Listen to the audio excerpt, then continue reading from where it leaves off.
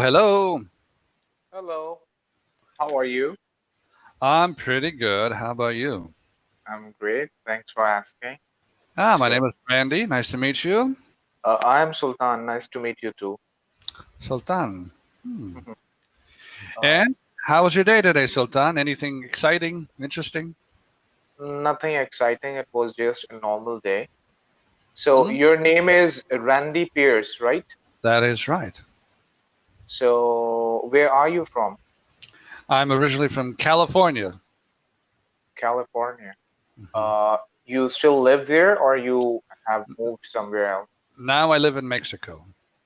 Ah, right. What is the reason for moving? Well, I work with an international volunteer organization, so I moved here to do volunteer work.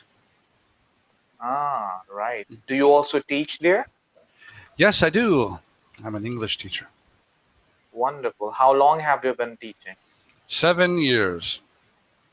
Great, great, excellent. So let me tell you a little about myself. Okay. Uh, I am originally from Pakistan, but I live in Saudi Arabia. Oh, wow.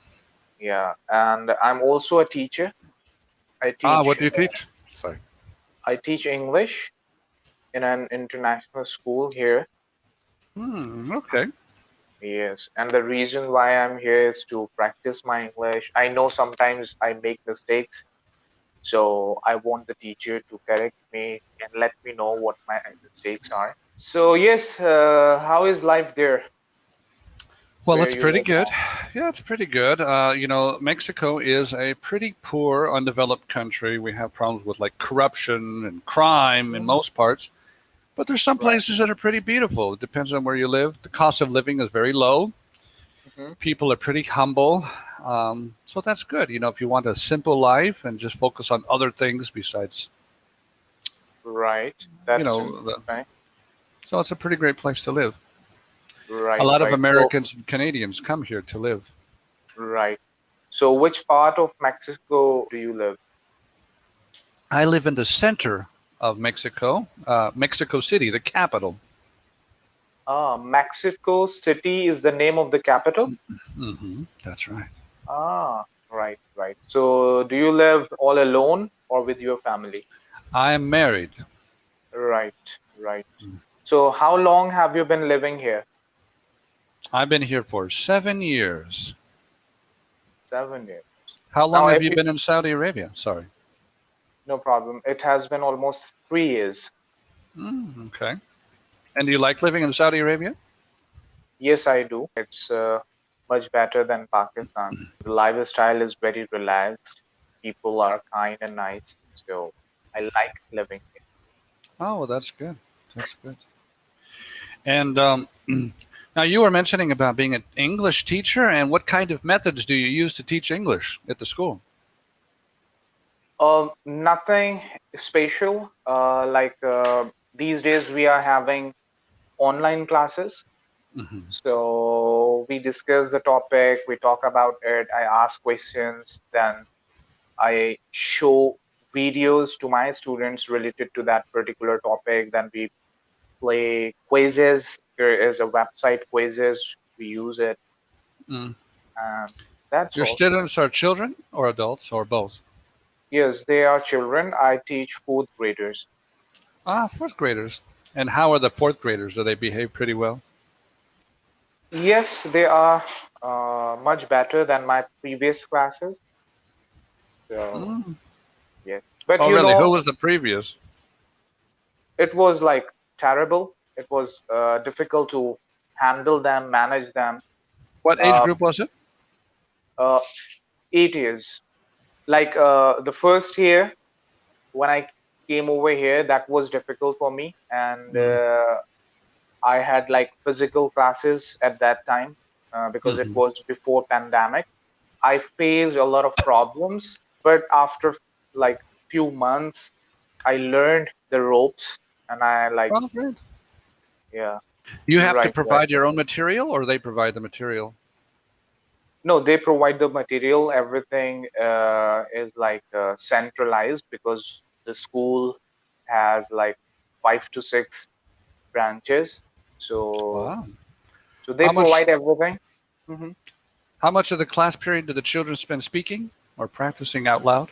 There is no like dedicated time for it, but throughout the period they keep like answering the questions and telling their experiences Hmm? Well, that's good. and different things. In one class, I have 20 to 25 students. That's a good size. Pretty good size. Yeah. So you're planning on staying there in Saudi Arabia? Yes, because I like this place. The working conditions are good, Mm. so I want to stay. Oh, that's very good. Do you what's your strategy for Cambly? You know, different students have different ideas of what they would like to do while they're on Cambly. What do you like to do? You like to chat? You like to do lessons? What do you like? Yes, just a free conversation. Um, and while doing it, if I make any mistakes, so I always request the teachers to please rectify my mistakes. Mm-hmm. Sure, sure. Yeah.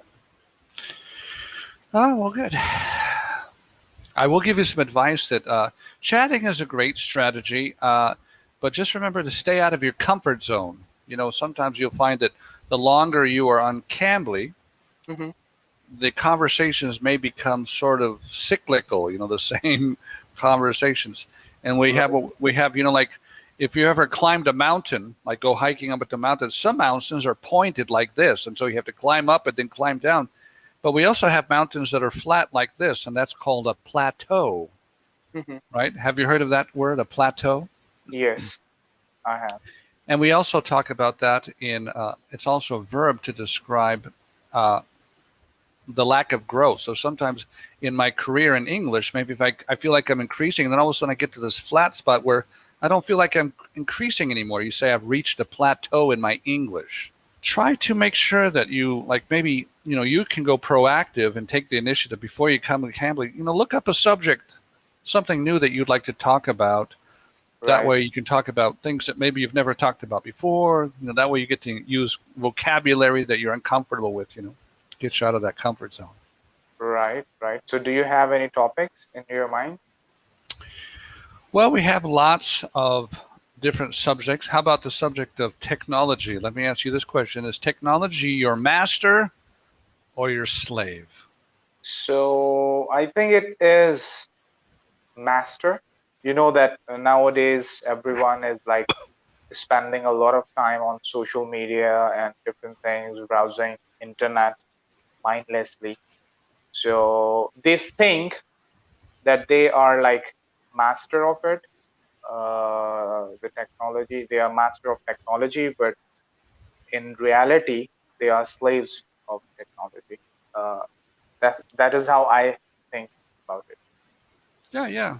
So what do you think would be indicators if I am a person who is using, you know, social networking and YouTube videos and things like that? Mhm. What could I consider indicators to help me analyze myself to discover if I've become a slave or not? How could I discover if I have become a slave to technology? I think the most important point is you need to check that how much time uh, do we spend on the social platforms Yeah, or you got different stuff. time. Hmm. Yeah.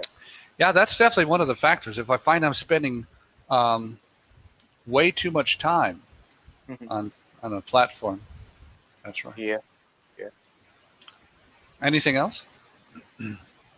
Uh, and secondly, if you think that like you cannot live without it Yeah, that's a good and one it too. has become an addiction, Hmm. so that is another point. Yeah, yeah. And you know, sometimes with this addiction you're talking about, when people sometimes spend way too much time, they sometimes we know we're spending too much time. We feel guilty. So sometimes feelings of guilt after having spent large amounts of time Mhm. involved in social network could be an indication that maybe we're losing our balance. No, if we're feeling Right, guilty afterwards, for right, sure. right. But sometimes it happens that we feel guilty but we do the same thing. Yeah, that's what happens. That's a typical behavior with addiction. Mm. Yeah, very often we'll feel guilty afterwards, but we can't stop that vicious cycle of, you know, participation. using it. Mm. You probably know that a lot of these, like Facebook and Instagram, they actually hire neurologists, you know, experts in the brain science, to try to create these platforms as addictive as possible. They want you to get in there and then stay there as long as possible. So Right. we have, you know, we have to remember that as we're using this, they are actually trying to design it to make us addicted to it. So it can be quite difficult to resist the temptations of addiction. Yes, right. I do agree with you. What are your favorite social networking platforms? Uh, like I don't have any favorite platforms, but the one I use most is it's I use WhatsApp for Oh yeah, messaging and sending yeah. I videos. sometimes use that too. I have an account on Facebook, but I don't use it very often. Yeah, me too. Same way. Sometimes I use it if I need to buy something or sell something, but other than that, I don't really use it. Exactly. It's a Because good I don't idea. think so. I don't think that what should we do on it? Like just posting and reading other people's Hmm. stuff, and that's all. No, yeah, you're right. Oh, good for you. It sounds like you have a pretty good attitude, so that's good for you. Yeah. Thank you. Do you have problems with, you know, because one of the things that we see happening is that addiction to social networking and, you know, other issues with technologies, it can affect actually the productivity of our students. And sometimes Mhm. teachers see that their students' quality of education is going down because they're just very distracted, or they come to class very tired, they fall asleep, they can't pay attention because they stay up all night playing video games, for example. Yes. Right. Right. Do you have to deal with that problem? Uh, Not all the time. Uh, you know that yes, it is dangerous for us technology, but I must say that there are some websites which are very amazing, interesting, Mm-hmm. like Yeah, educational websites. So I yeah, try that's to right. use them during the class, like I mentioned earlier, quizzes, and there are some other websites too which students can use. Mm-hmm. Yeah. I'll give you a few references that you might like for some ones that I use for with my younger students. Nat Geo Mhm. Kids. Those are three that are pretty good Uh-huh. for reference. So three that you can get a lot of educational material for teaching English. They work pretty good. Do you have like do you know I recently I was trying to find out materials related to listening comprehension, but I had a very hard time to find it out. Listening comprehension, like where students listen to the comprehension and answer the question. Well, there's ones that are pretty good. There is one called Storyline Online. This is one where famous Oh. people are reading storybooks for Mhm. children. So they can listen to the child, I mean, listen to the person read the story. And then maybe Right. what you could do is you could prepare a worksheet where they have to answer questions based on what they hear in the story. That would Uh, work. And it's yes. free. It's on YouTube for free. So Right. Have you heard of Ed Puzzle? add puzzle. What is Yeah, it? it's also a good website where you watch video and answer the questions. Hmm. Yeah, it is ready made. You don't need to Oh, work that's on. good. I see we're out of time, Sultan. It was nice chatting with you. Yes, same here. Thank you. Bye. Take care of Take yourself. Bye care. bye. Bye.